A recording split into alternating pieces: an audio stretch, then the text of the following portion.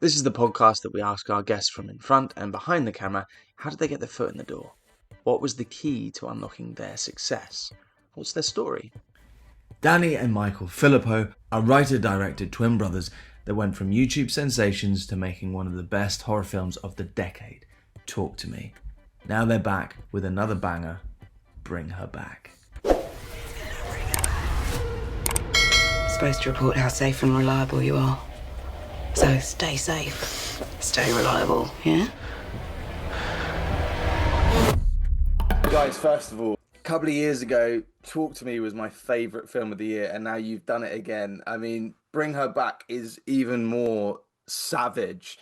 Danny, where do these ideas come from your head? Like, where does this come from?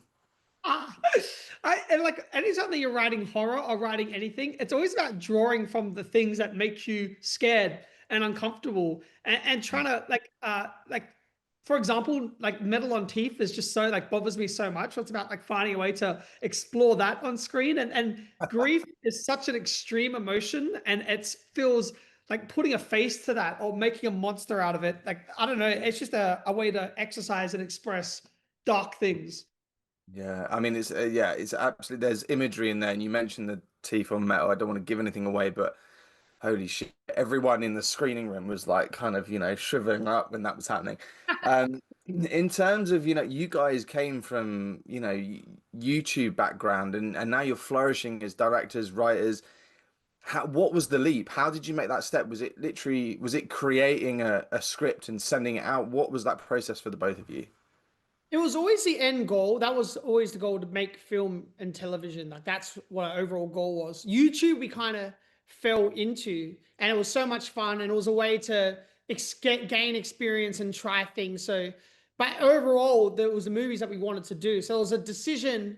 I think it was around 2018 where we're just like, we knew it was time, and you were ready, and I felt like everything had built up to making a movie. So that was like when we really like knuckled down, and like full time was writing the projects, writing the films, and trying to get them made. But yeah, it was writing a script, and then we like moved to LA to try and sell it. Everyone rejected us. Everyone rejected it, and then we came back to Australia and made it here.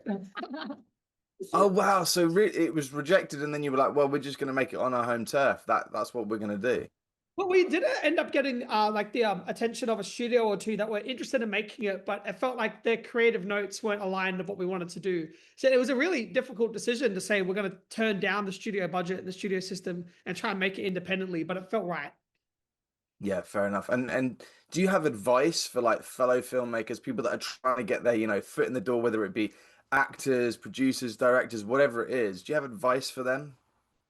Well, I like that you're getting experience from every single thing that you do. If you're writing scripts, say, even if a film doesn't get picked up or a script doesn't get picked up, you can still have those moments and those characters and those scenes, and they can like feed into other projects that you're writing. Like you can take the greatest parts of any project and like put it into this one big thing. So you're constantly learning and evolving and yeah, growing. Yeah, like don't wait. Start creating stuff. Start acting in stuff. Start filming stuff.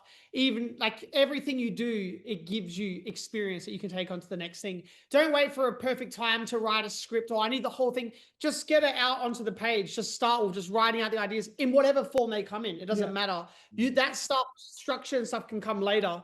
To just get the idea out of your head onto the page, start performing, start experimenting with filming, and then it naturally just evolves. Amazing. And was there any films growing up that really influenced you? You watched it and went, I want to make something like that. Lord of the Rings. And Is Peter Jackson. is that the kind of movie that you'd love to do at some point? I'm reading his autobiography right now, and it's so inspiring because he started off with like kind of these independent horror films, these like splatter films, and then eventually went to do Lord of the Rings. I like the idea that we're building up to something massive. Maybe, maybe one day. Like we've had opportunities and offers to do like really big stuff, but I kind of don't feel like we're ready for that yet. Like we're still we're still learning so much, and getting these other ideas out of our head first feels right. But yeah, that was the first movie, Lord of the Rings. You watch it and you're escaping into this world. It feels like a universe. And then I remember like at our mum's house watching the behind the scenes, 3 hour behind the scenes of every day of the shoot. And that was so inspiring to me, and seeing how they do it. So we do there. That's probably the first thing I made us go, oh, let's make something like this, Yeah, man. Hats off to you guys though, because you're writing your own things, you're doing your own projects. You haven't taken those opportunities because you're like, we're not ready yet. That is like, I mean, that is most people will be like, oh, I'll take it, I'll take it. I did hear that you were possibly attached to the Street Fighter movie at one point, which that concept with you guys, I was really excited for, but I'm so happy that you did this instead because this is an absolute banger. I think some people would like go, oh, why'd you do that instead of Street Fighter? But it was scheduling conflict. We were having fun with Street Fighter, but this one just felt, if we had to choose between one and the other, even though we loved Street Fighter and the people doing it, this one is more personal, it's more authentic to us. So maybe Street Fighter 2. I'm excited to see what you do next, man, and I hope you do talk to me too as well. I've got my fingers crossed. But take care. Thank you.